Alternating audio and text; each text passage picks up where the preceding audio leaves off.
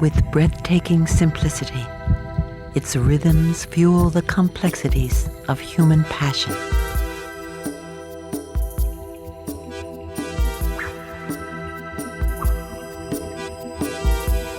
It will beat 2.5 billion times over a lifetime, pumping 50 million gallons of blood.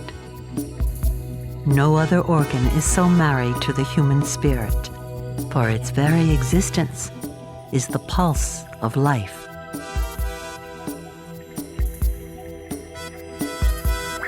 Explore the mysteries of the human heart, next on Body Atlas.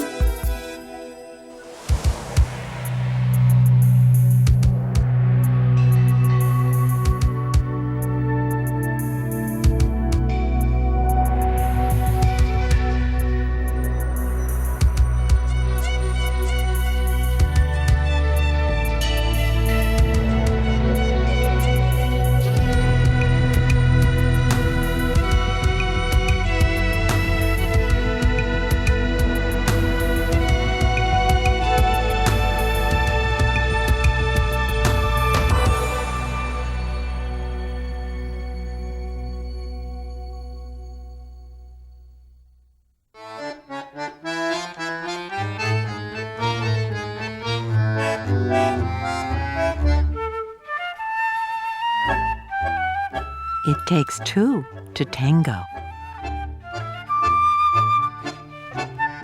And it takes two to fall in love. Two minds in tune, two hearts beating as one.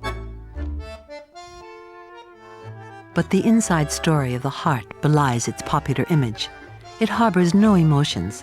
The heart is simply a pump, driving blood to the furthest extremities of the body through a labyrinth of blood vessels. The heart is unique among our internal organs. It's the only one we can feel working, especially when we dance, exercise, or make love. The sound of a heartbeat is an affirmation of life. It's a sign that every part of our body is being suffused with fresh blood, providing energy, health, and vitality.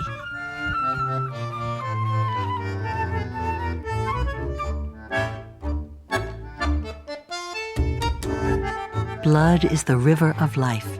In its journey around the body, blood delivers essential supplies to every cell. It's also the universal garbage collector, carrying away waste products from our hardworking muscles.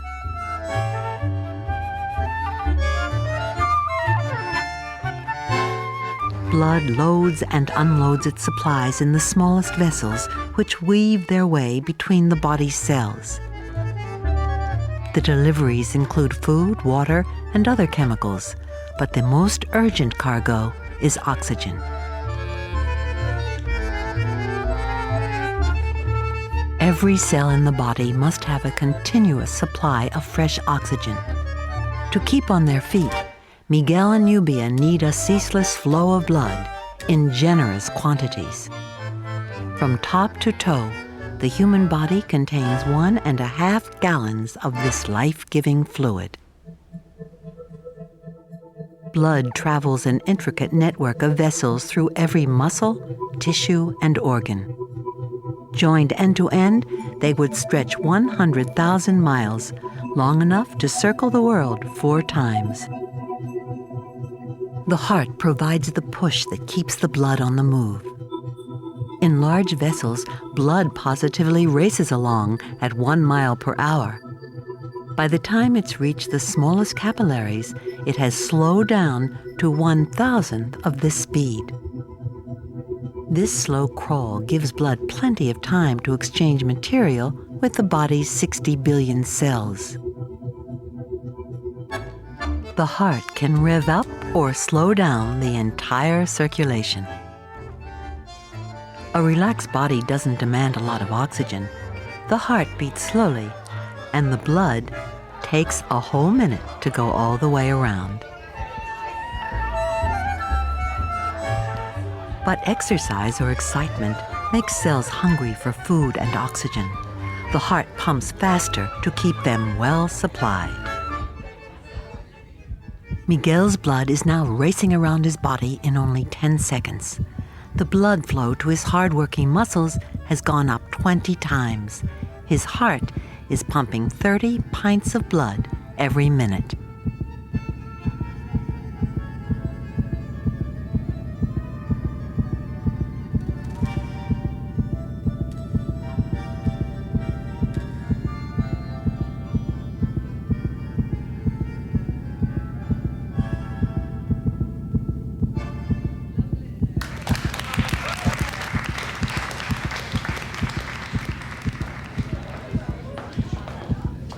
Even for somebody as fit as Miguel, it takes time for his heart rate to get back to normal. As he recovers from his exertions, his body still needs extra supplies from the blood, in particular oxygen carried by special cells. Blood is thicker than water because it contains several types of cell. The red oxygen-bearing cells give blood its characteristic color. Without them, it's a pale shade of yellow. Every pinprick of blood contains 5 million red cells. There are 2,500 billion, about 40 for every other type of cell in the body. The red cell is packed with containers specially engineered to carry oxygen. In this computer model of hemoglobin, 4 tiny yellow regions are crucial. These act as magnets for oxygen. The rest of this huge molecule, an assembly of 10,000 atoms, is only a shelter for these very special sites. The lungs contain a dense filigree of blood vessels wrapped around tiny air-filled sacs. Here, hemoglobin is loaded with oxygen. 1/5 of the blood is always in the lungs doing this vital job. A torrent of blood flows through millions of capillaries that interlace the lung tissue. Oxygen in the air sacs passes easily through the thin dividing walls into the blood to be lapped up by the red blood cells.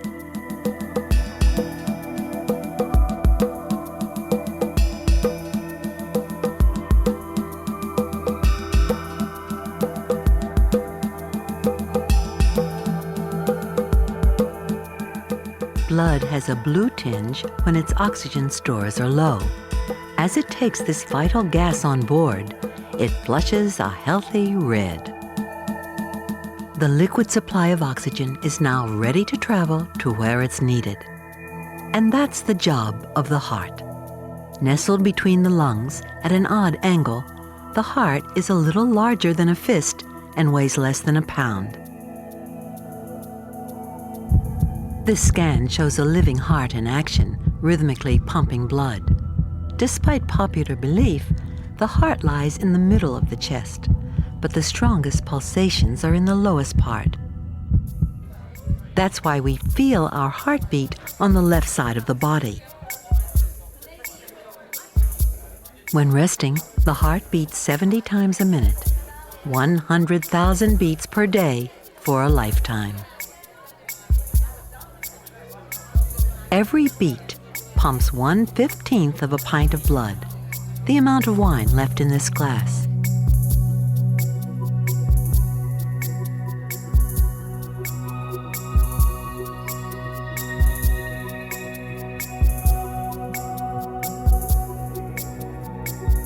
The heart's pumping walls are made of an extraordinary kind of muscle cell.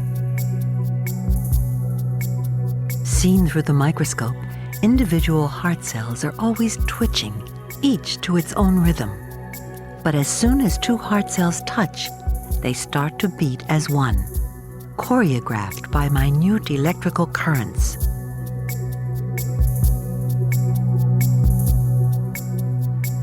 A scan of the heart's electrical systems shows currents sweeping across the muscles. They're coordinated by a bundle of nerve cells known as the pacemaker.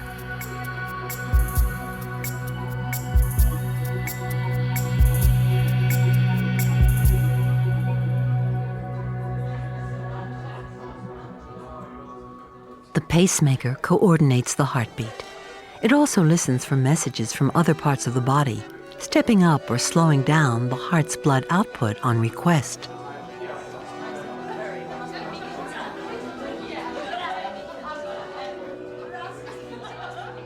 Muscles demand more blood when they're busy, but strong emotions also stir the heart.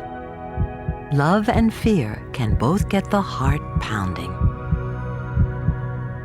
This busy organ may look fearsomely complex, but it has a simple blueprint. Valves divide the heart into 4 hollow chambers. They work in pairs to form 2 separate pumps. One pump forces oxygen-depleted blood to the lungs, while the other sends blood all around the body.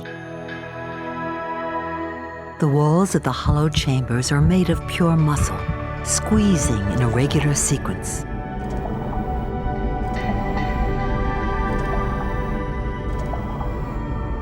And the tough but flexible valves make sure the blood travels one way only.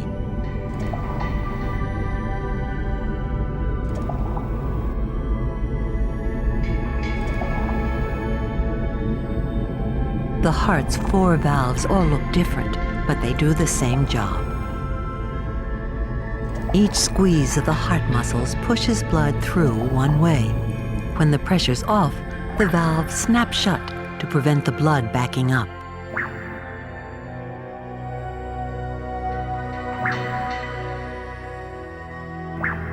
These hard-working valves broadcast the heart's exertions. As the 2 main valves snap shut in quick succession, they produce the sound of our double heartbeat.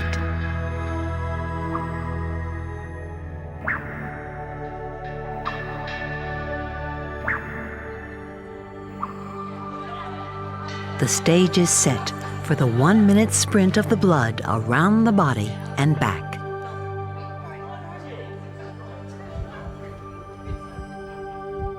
The starting line is the left side of the heart, the stronger of the pair of pumps. Its top chamber fills with oxygen-rich blood from the lungs. The flexible pillars of this biological cathedral are made of muscle and tough fiber. They help to squeeze out the last drop of blood with every heartbeat.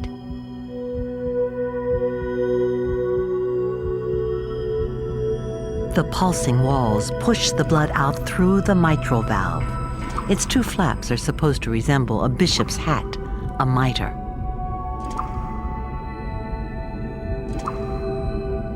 The cords holding them in place are literally your heartstrings.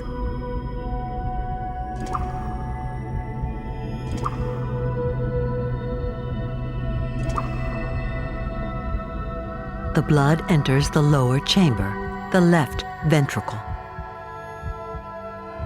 Here, it's enclosed by the heart's most powerful muscle. When the ventricle is full of blood, the muscular walls suddenly squeeze hard. The valve to the top chamber on the right snaps shut. The blood, loaded with oxygen and energy, is forced out of the heart through the valve on the left, with enough pressure to reach the furthest parts of the body. Beyond the valve lies the body's largest artery, the aorta. This is the beginning of the blood's incredible journey.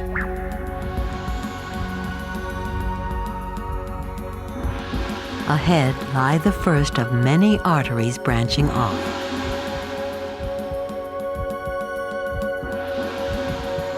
With each beat, blood follows the sharply curved aorta, first upwards and then down again. The heart draws no nourishment from the blood that fills it. Its muscles need a supply from outside, so the first lucky recipient of fresh blood is the heart itself. Small arteries branch off the aorta and turn back to the heart. Dividing into ever smaller vessels, these coronary arteries penetrate deep into the unresting muscles. These narrow vessels are all interconnected. It's a fail-safe mechanism. If there's a problem with blood supply down one route, there's a good chance it can get around another way.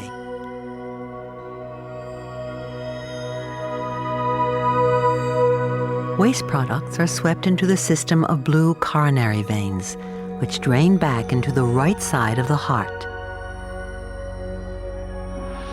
At the top of the bend, blood is faced with the choice of three major side passages.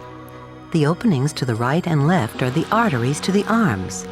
This is the route to the head. It contains a busy organ that's always hungry for fresh oxygen. Blood vessels must supply the brain with 1.5 pints of blood every minute. About the contents of this bottle.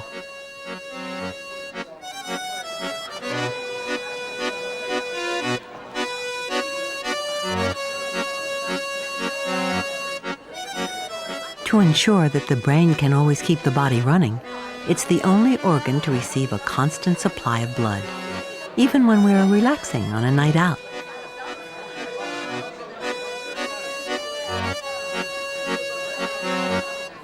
The main flow in the aorta sweeps on to supply the middle and lower parts of the body. This blood avoids the distracting side passages to the head and arms and carries on around the curve at the top of the aorta. Through this gradually narrowing tube, the blood continues its headlong journey, back behind the heart and down between the lungs. It reaches another major junction where a pair of wide arteries leads to the kidneys. Blood taking this diversion must pass through millions of microscopic filters, which clear out toxins and remove excess water. The wastes are flushed away as urine down the yellow ureters, another part of the body's plumbing system. But arteries are more than mere tubes. Their strong walls are built from muscular layers. These muscles play an active role in controlling the blood's pressure and transporting it to the places where blood is most needed.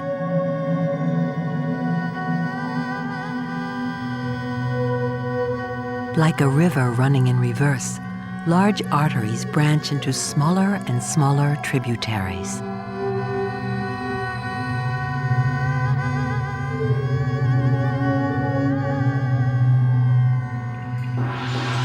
The smaller the artery, the more dramatically it can affect the blood flowing through.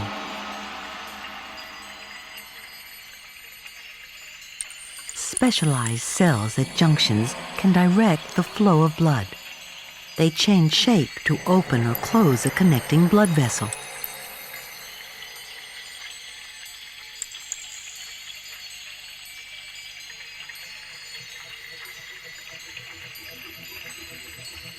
Even the tiniest of arteries can manipulate the blood cells streaming through. It may change their speed or even stop the flow completely. All these checks and balances give the blood circulation an enormous flexibility. The versatile arteries can dictate which cells receive favorable treatment. All arteries lead eventually to capillaries. A capillary is only 1/40th of an inch long, its entire length less than the width of a human hair. Capillaries are so narrow that red blood cells sometimes have to bend to squeeze through. This is where blood offloads its vital supplies of oxygen and food and picks up the cell's waste.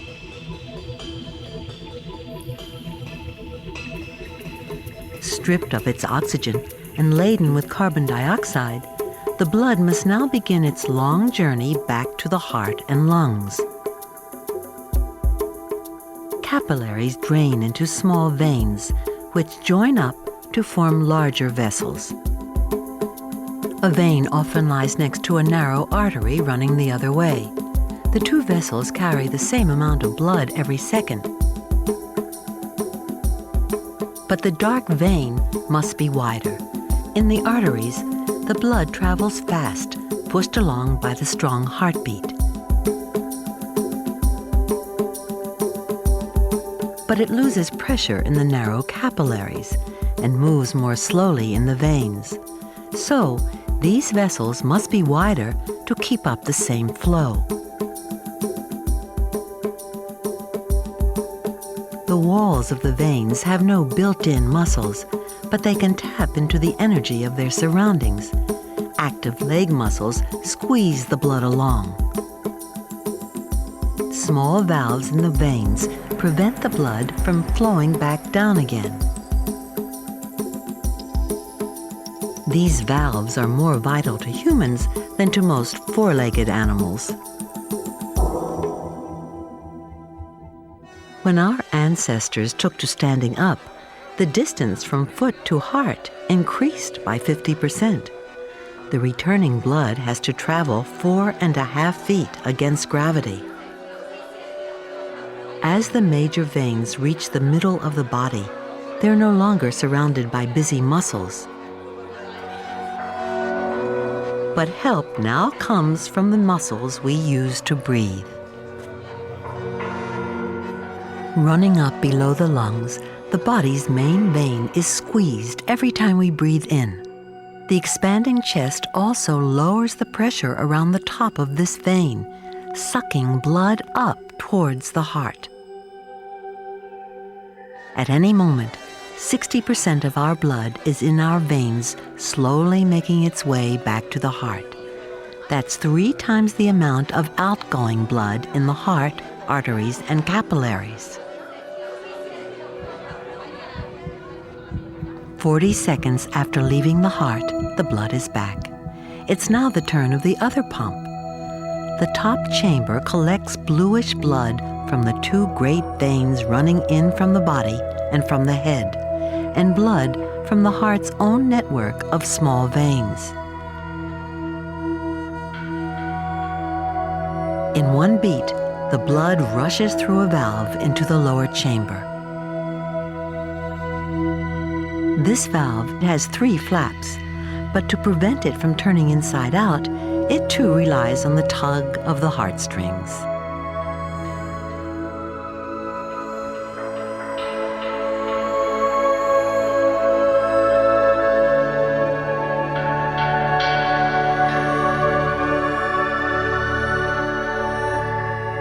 The lower chamber, the right ventricle, is the weaker of the heart's 2 pumps.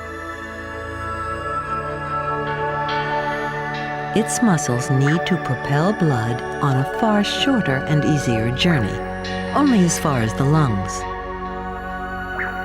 The blood streams out for the last stage of its 1-minute circuit, through the lungs and back to the starting line in the left ventricle. On the way, it disgorges the carbon dioxide and takes on board fresh, life-giving oxygen. With this new supply of oxygen, the muscles are refreshed and ready to go again.